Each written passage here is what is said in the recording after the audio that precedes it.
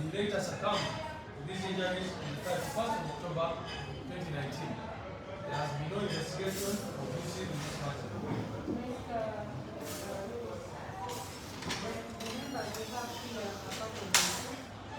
Some that are part of the report. And if we are to bring torture victims or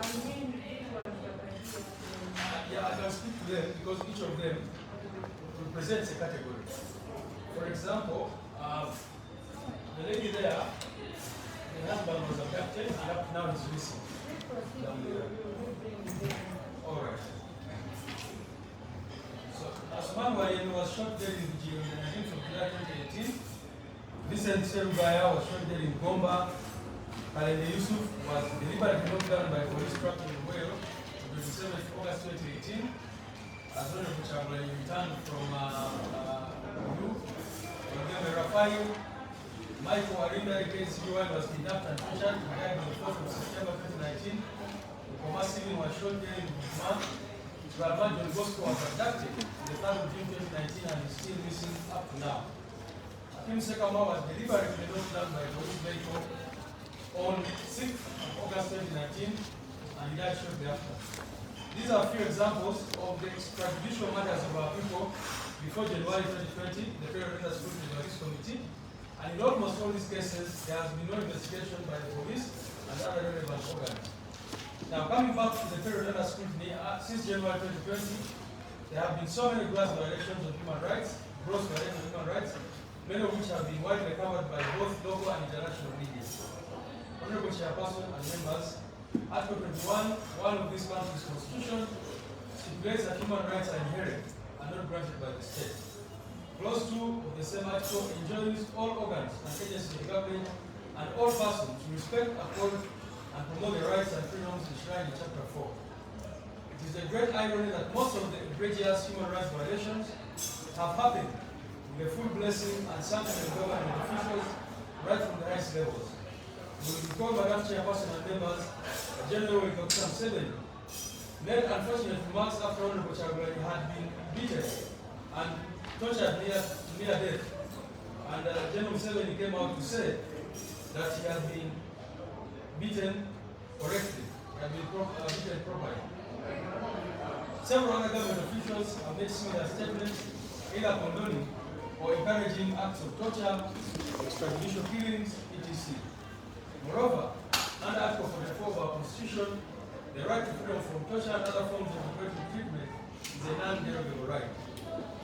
Now, I have, in my presentation, categorized these violations as follows. 1, abductions, illegal detention, and enforced disappearances.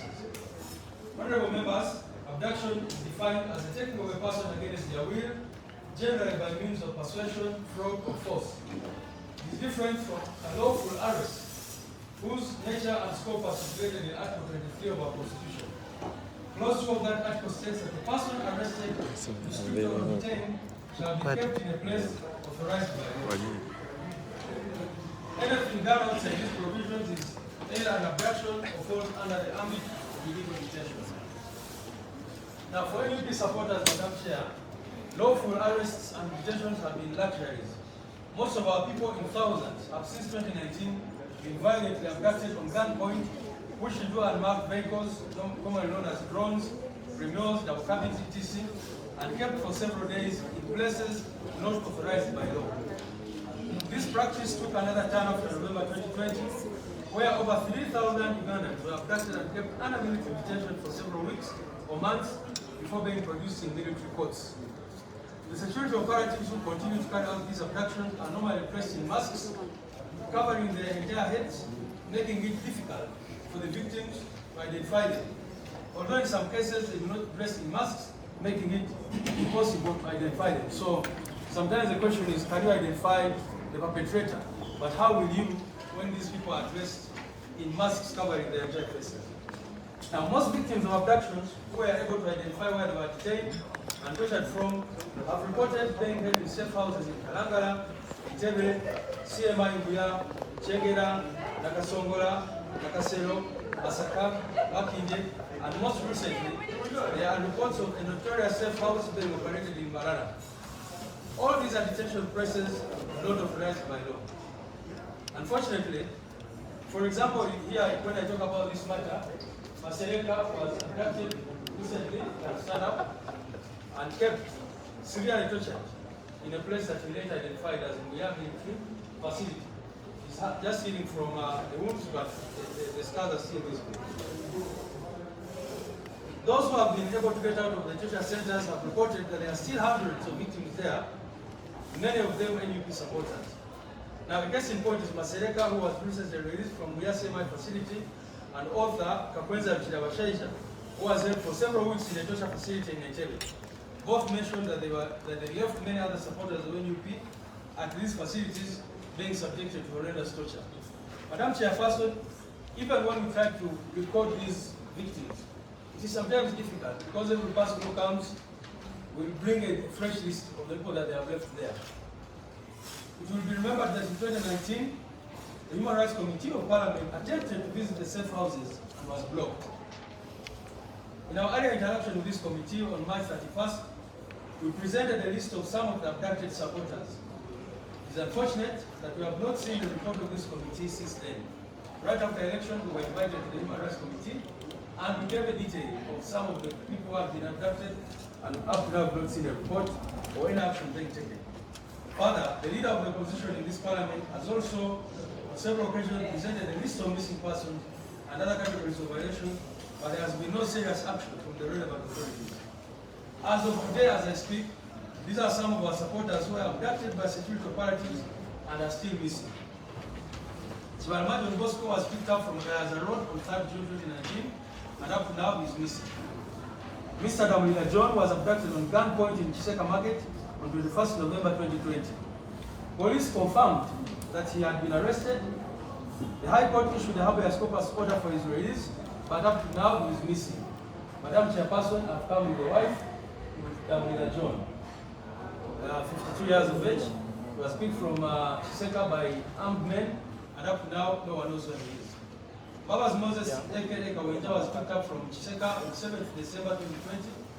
Nalmoso Vincent was abducted from Bolobi Market on 1st December 2020. Kwago Martin, the same story as Nalmoso. Zimula Dennis was abducted from a border stage in Chebando in November 2020. I've not included the names of the numbers of their family members, but they are available upon request, because I know this is a public document. I don't want to endanger their family members by making those contacts public. Remember, Mustafa was abducted from a border stage in Chebando in November 2020. Michael Semudu was abducted from Munaku in Kasubi on 21st November 2020. Hassan Mubiru abducted from Kawala in November 2020. Muheda Zagaston abducted in November 2020. Kasumba George abducted from Chotela district on 19th January 2021, together with a group of 18 other NUP supporters who were later dumped in swamps and other areas. Wangolo Shafiq was abducted from Nasa na Chebando on 3rd December. Muhammad Kanata abducted from Namaojolo, Bukono district in November 2020 and missing up to now. Sempi Jayuda was picked up from Champisi sub-county, Bukono district in November 2020 and he's missing up to now. Now, these are just a few of those whose contacts we have, and we've done some preliminary investigation. Madam Chairperson, in most cases, the family members have even reported police.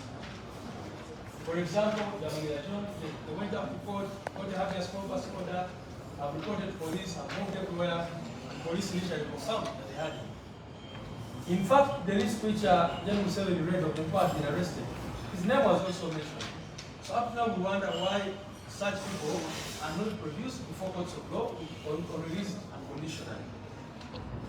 I wish to go to another category of extrajudicial killings.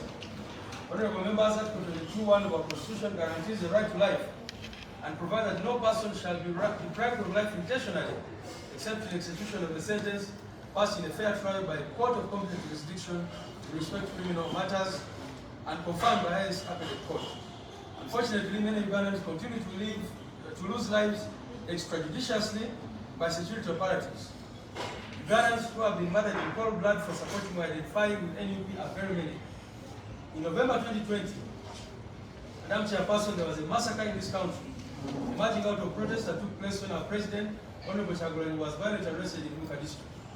To date, there has been no investigation into this matter, despite repeated demands by us and the international community. The officers who murdered the people of Uganda have not been brought to book. The families of the deceased were promised compensation, but this has not been done. Many of the families of the deceased can no longer afford to take their children to school because the breadwinners were murdered by security agencies. Prior to the events of November, several other Ugandans were killed. Today I've come with a gentleman who lost his brother. Please stand up. He lost his brother in November 2020. So that's one of the categories that we're talking about. No compensation, no investigation, nothing. Now, prior to the events of November, several other Ugandans were killed for another crime, but they can find good and supporting our party and the People Power movement. These include Britain of Kenya, who was deliberately run over by a police truck on 24th February 2020.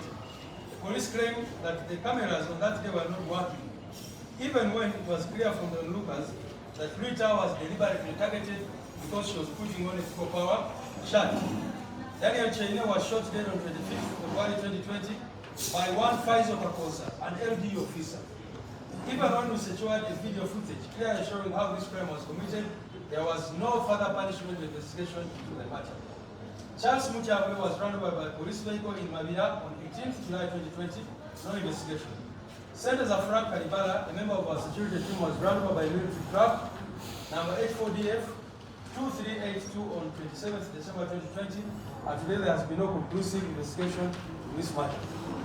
The National Unity Platform notes and condemns extrajudicial matters of Ugandans who were not necessarily related to NUP, but who were killed extrajudiciously, and these include Isaac Senyange, commonly known as Zebra Mando, who was shot dead by security operatives. Despite by the admission by the state of his murder, there has been no accountability for this crime. The continued killing of Muslim clerics, very recently Sheikh Abbas Shirevu, who was shot dead on handcuffs, is of great concern to us. At least 12 terror suspects were killed in investigations, including cases where onlookers clearly stated that the victims were unarmed or even not resisting or evading arrests. It should also be remembered, Madam Chairperson and members, that during the enforcement of COVID-19 regulations in 2020, several Ugandans were murdered in cold blood, and today there has been no conclusive investigation. These include Eric Mutasiga, a head teacher in Kono, who was shot dead by the police, Lennon Simenta, a lay reader in Kasese, who was shot dead by a PDF soldier, Margaret Nanyunga, an 80-year-old woman who died after LDU personnel raided her home in Chengela town, Wilbur Kauno, a resident of Dhaka, who was shot dead by the police, Robert Senyonga, a boda rider in Njemu, who succumbed to wounds at the hands of LDU personnel, Ibrahim Namulondo, Charles Sanga, Vincent Serundi, and others who were killed during the enforcement of COVID regulations. Now, what concerns us is the unwillingness or inability of state agencies to carry out investigations and bring culprits to book. The third issue, Madam Chair, is military trial of civilians. The trial of civilians in military courts is illegal and unconstitutional. It goes against the constitutional guarantee in Article 28 of our Constitution for every Ugandan to be subjected to a fair, speedy, and public hearing before an independent and impartial court or tribunal established by law. It also goes against Uganda's international human rights obligations, and the United Nations Human Rights Council has taken the view that the practice of trying civilians in military courts is not compatible with the obligations under the International Covenant on Civil and Political Rights, specifically Article 14, and Uganda has ratified the ICCPR. In several of its observations and recommendations to countries, the Human Rights Committee has taken the general view that the jurisdiction of military courts should be confined to military offenses committed by military personnel. Since November 2020, many NUP supporters have been subjected to military trials, even when they are civilians. The charges have been largely trumped up. The motivation has been to hold these Ugandans for longer periods without availing them an opportunity to apply for bail in civilian courts. It is well known that military courts in Uganda are under the command and control of UPDF command structure. It is not possible for accused persons, more so prisoners of conscience, to get a free and fair trial from those courts. Moreover, most NUP supporters found themselves in military courts for allegedly putting on red berets. In most cases, as they can testify before this committee, after their abduction, they would be forced to put on berets or even military uniforms and their pictures taken. Then they would be arraigned before the unit disciplinary committee before being transferred to the division court martial at Kachini or the general court martial at Makinde. Madam Chair, I think I need to explain this. Most of our people who were abducted, they would just find people in houses, take them to military courts, force them to put on military uniforms, take their pictures, and subject them to military trials. In the most bizarre case, 49 of our supporters were kicked off the campaign trail on December 30, 2020, charged before the military court of being found in possession of 4 bullets and 2 magazines on 3rd of January. You can imagine, they were arrested on 30th December, and then the charge sheet read that they were found with magazines on 3rd of January. They would spend close to 6 months in different military and civilian prisons over such a ridiculous charge. And today I've come with Eddie Mutwe, Eddie Edward Semufu, as one of the victims who was held for 6 months, then tried by the military court.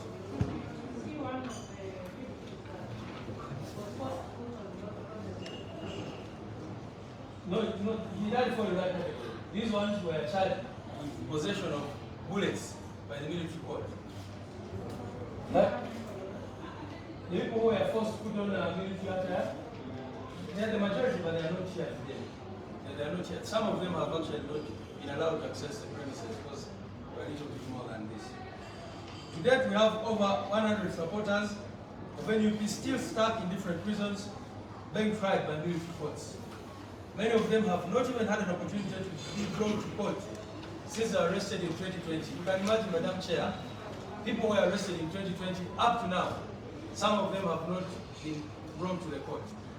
Now, the other issue is torture. Article 24 guarantees the freedom from torture, cruel and degrading treatment. Unfortunately, this has remained on paper as many Ugandans are subjected to horrendous incidents of torture and brutality. Almost all NUP supporters who have been arrested or abducted have been subjected to torture, Madam Chairperson and members. The forms of torture include waterboarding, electrocution, use of pliers or wires to plug off parts of their bodies, beatings, denial of food and water, denial of sleep, hanging, use of boiling water to burn parts of the body, etc. And if you had an opportunity to interact with Masereka, we'll tell you what he went through. There are hundreds of cases of torture that have been reported to us from inception. Even where cases have been filed, it has been very difficult for victims to get justice. Some of the victims of torture include our very president, Honorable Kyagulanyi Ssentamu, who was severely beaten, Honorable Francis Zaake, and others. A detailed list of some of the many torture victims can be availed once again in this committee so that the committee interacts with them, and it's one of our recommendations that this committee interacts with these torture victims. Now, some of the outstanding cases this committee may want to interact with are one of Segawa Ronald, Masereka Samuel, Lumu Ronald, Kaoya Abdulwahab, Nicholas Magezi, Lusige Masugi, Mutambuka Emmanuel, Yasin Busurwa, Kasim Migade, John Bosco Selunkuma, Male Musa, Uma Kajimu, David etc. These are some of the outstanding cases that this committee might interest itself in. The nation show will show the torture marks of suspects in the General Katumba Wamala assassination attempt. The torture of suspects during interrogation seems to be the unwritten official policy of the government. I'm sorry to say this, but I found here the NRM representative saying that it is not their policy. But if the head of state, the commander-in-chief, comes out every day to say that this is not our policy, and yet the people he commands continue doing these actions for the benefit of his regime, then it seems to us that this is the unofficial policy of the government, which is unfortunate. Several government officials have publicly condemned torture, and yet torture continues unabated, and the objective of most of the torture is regime perpetration. Of great concern to us is the injection, Madam Chairperson, of our people with unknown substances, either upon arrest or upon release. Our people, and unfortunately, but Masereka was injected with substances, Ijima Moses was, at least from their reports, when they took them in. And many others. Upon abduction, they inject them with substances which knock them out, and later on when they come out, they are again injected. Most of the victims I talked about, the long term of these substances is not yet known, and we hope that this committee can investigate what those substances are. For example, the gentleman I talked about, Busurwa, was injected with chemicals which rendered him, which put him in a vegetable state for most of the time, and until he came out and is being attended to by doctors. The other subject of concern are reports of ethnic profiling by security operatives. Capture person is unfortunate.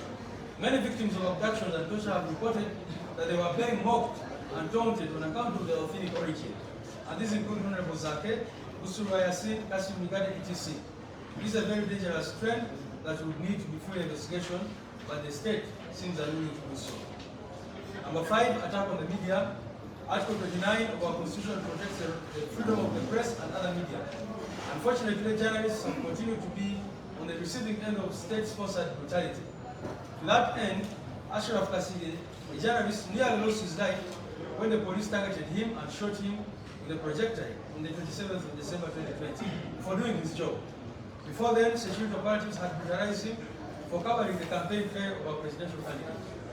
On February 17, 2021, when NUP leaders delivered a petition about human rights abuses to the UN Human Rights Office in Kololo, military police descended on them and beat up at least 10 journalists, some of whom were hospitalized.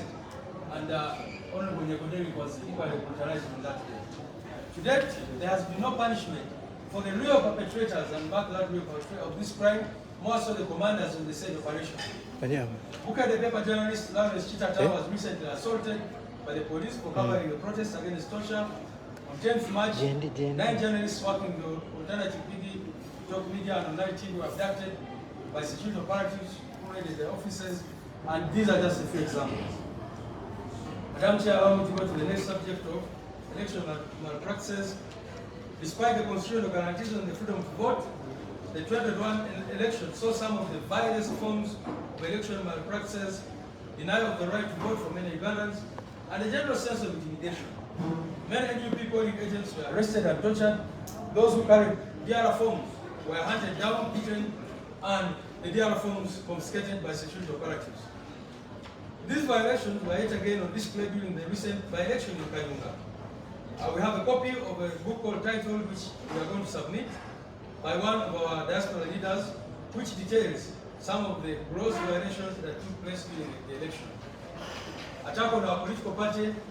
NUP is a registered political party, but you will recall that on 14th October 2020, a combined force of the police and military raided our offices without a search warrant and confiscated several items, including branding items, documents, and money. Immediately after elections, our office was yet again placed under siege for over a month, and no one was allowed to access it. Several NUP offices, including one in Mira, Chivula, Chiga districts, and others, have been raided and closed, and some of the things confiscated include party registrars and party cards. Number 8, house arrest of our party president, Despite courts of law outlawing the concept of house arrest, our president, Honorable Kyagulanyi Ssentamu Robert, has on several occasions been illegally put under house arrest, leading to the violation of his right to movement, privacy, livelihood, assembly, etc. Immediately after the 2021 election, the house arrest went on for over 10 days. Most recently, during the Kayunga by-election, he was yet again placed under house arrest by the military. This is illegal and a violation of the human rights of individuals who are several times placed under house arrest. And courts have clearly outlawed this practice of placing people under house arrest, because the laws of this country demand that people should be only held in gazetted places of detention. And this is not only about our party president. I know the FDC team is here to give the account, but you know, Madam Chair, that the FDC former president, Dr. Best, has also been placed under house arrest a number of times, and other leaders. Denial of the freedom of assembly, Madam Chair, despite the constitutional guarantee of the right to freedom of assembly and association, Uganda continues to violate this right with impunity, to an extent that every attempt to hold a peaceful protest by any group of people, except NRM supporters, will always be met with violence and brutality. The most recent groups to face the wrath of security forces are students from Makerere University, who are demonstrating against the continued closure of the university. A 23-year-old biomedical student called Sebuganda Richard had his hand smashed by tear gas canister when he returned to his hall of residence, Mumba Hall. Now, that gentleman is here. He has been at the hospital. I don't know if you want to show your arm to the committee. maybe later. But he lost his right hand because when he returned to his hall of residence at Lumumba, he found a tear gas canister which smashed it. Same Uganda Richard is vindicated in there. He's found it on his bed in the hall of residence. And in many countries, Madam Chairperson, police and other agencies are no longer allowed to use explosives of that nature because he's not alone. There's another gentleman here, please stand up, who's, as you can see, he lost part of his hand because the tear gas canister passed on him, his hand and smashed his fingers. Now, Madam Chairperson, we wonder why there is a constitution which says that you have freedom of assembly. And even yesterday, you saw the women who were protesting about the cost of living, who called their protest Kameza money, were picked up by the military and taken in. So we wonder, is there anything like the freedom to assemble, peacefully, to demonstrate in this country or not? And these are the questions that this committee should interrogate. Violation of the right to property, number 10. Hundreds of NUP supporters had their borders confiscated by the police in the period leading up to the campaigns and in the aftermath of the January 2021 election. Some of these were simply confiscated for having pictures of the NUP presidential candidate or president, as if this is a crime. Those who have been able to get their motorcycles back have had to cut with a lot of money in form of bribes to be able to get. So that is a violation of the right to property. Freedom of expression, the switching off of the internet during elections was a violation of the constitutional guarantees to the freedom of expression, access to information, assembly, etc. The continued blocking of Facebook in Uganda is an extension of that violation. Conclusion. I have listed some categories of the most pressing violations of human rights in Uganda that have affected our people. This list is by no means conclusive or exhaustive, but it is only a highlight. There are some socio-economic rights that have been violated as a result of the attack on the civil and political rights. You notice that in my presentation I've mostly focused on the civil and political rights and not the socio-economic rights. For example, many children of political prisoners have been denied the right to education, the right to health care, etc. We have come with the wife Kalanzi, who was abducted in the night, tortured, and up to now he's very vegetarian. That lady has kids, and every time she has to come to our office to request us for money for rent, money to take care of the kids, and that kind of thing, because the husband was abducted and taken away. So these are issues the committee needs to interrogate further, especially through interactions with the victims.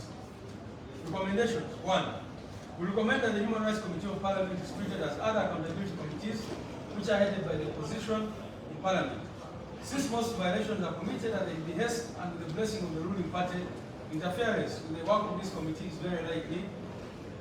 The second issue is there is an urgent need to reform the manner in which members of the Uganda Human Rights Commission are appointed. Madam Chair, it has since been reduced into a lame duck body, seemingly unable and willing to confront the egregious forms of human rights. We can provide, and we provided them the last time this committee with several complaints we made to the Human Rights Commission the Human Rights Commission, the Uganda Human Rights Commission, and no step has been taken. You can investigate these matters which was far back as 2018. Of course, the courts of law have also talked about the issues there. Despite the existence of the Human Rights Enforcement Act, victims of human rights violations have largely not been able to access justice. One of the possibilities we are recommending is putting in place a human rights division of the High Court with specialized judges to deal with cases of human rights violations. Madam Chairperson, it is unfortunate that several of our judicial officials do not really know how to handle human rights cases. For example, when these comrades were beaten up, tortured, and taken to prison, they were denied access to their lawyers, denied access to family members, denied access to doctors. But guess what? When we took this matter to court, the judge, in her wisdom, said that she did not get evidence that there should be medical reports. Now, if people have been tortured, not allowed to access doctors, not allowed to access family members or any other person, how do you say that they should give you and yet the same people are still under detention. How does a judicial official sit and say that evidence of torture has not been produced? There must be another way. Number 4, all political prisoners, Madam Chairperson and members, ought to be released urgently, and we demand that military trial of civilians is put to an end. Political prisoners in thousands who have been freed from different places of detention ought to be compensated because their livelihoods were affected by the long periods of detention. Madam Chair and members, NUP has ceased only being a political party headquarters. It's almost a relief agency where people come there and come for assistance. People were picked up during elections, you know, and at other times when they've been abducted and now they don't have any right. The other one, we challenge this committee to carry out public hearings and invite the victims of human rights violations who are in thousands. Madam Chair, we plead with you to create time and interact with the victims, and we are willing to bring them before you. It is also important that this committee visits the different prisons across the country and interacts with the political prisoners and get first-hand accounts of the human rights violations occasioned on them. Finally, Madam Chair, the long-term solution to ending human rights violations in this country is a political solution. As long as Uganda has a regime which must do everything to keep itself in power, there will be no genuine respect for human rights. The discussion on transition preceded by free and fair elections comes in hand. I thank you.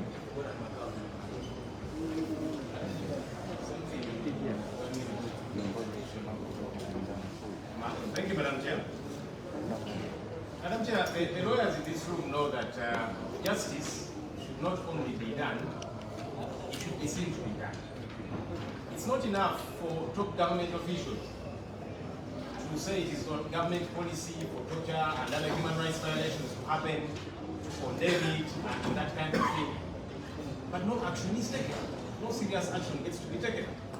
Nobody is brought to justice for these violations. And yet they admit it happens, they condemn it for happening, and then they say it is a few elements that are doing this. But why are those few elements not brought to justice, not called to order, if it is not government policy? Can we begin to see the perpetrators of this torture and other human rights violations brought to justice? It's very important, Madam Chair. And Madam Chair, it's instructive for us to note that it can be anyone. We are here as the National Unity Platform. Earlier on, there was the UPC, our colleagues from FDC are coming after us. It can be anybody. And it's important for all of us not to look at it through the lenses of political parties. There's a gentleman called Zebra Mando Senyange. He was killed arbitrarily in cold blood. And Mr. Museveni admitted as such on TV. This gentleman was an NRM mobilizer. Was not an NUP supporter, but he was killed in cold blood, and to date, not a single person has been brought to justice. The victims of the November 18th and 19th massacre, as we think of it, they could have been supporters of anybody else, because you find this lady who was taking food to her customers, she was killed. There were very disturbing images of a young lady who was in one of the buildings recording with her phone military officers who were going about the streets. And one turned his gun at her and shot. Luckily for her, the bullet only caught the window. She survived. She is a citizen. She could have been anyone's supporter or whatever the case might be. So when action is not taken against these ones that we are calling errant, it will continue to happen, because if somebody does it and no action is taken, tomorrow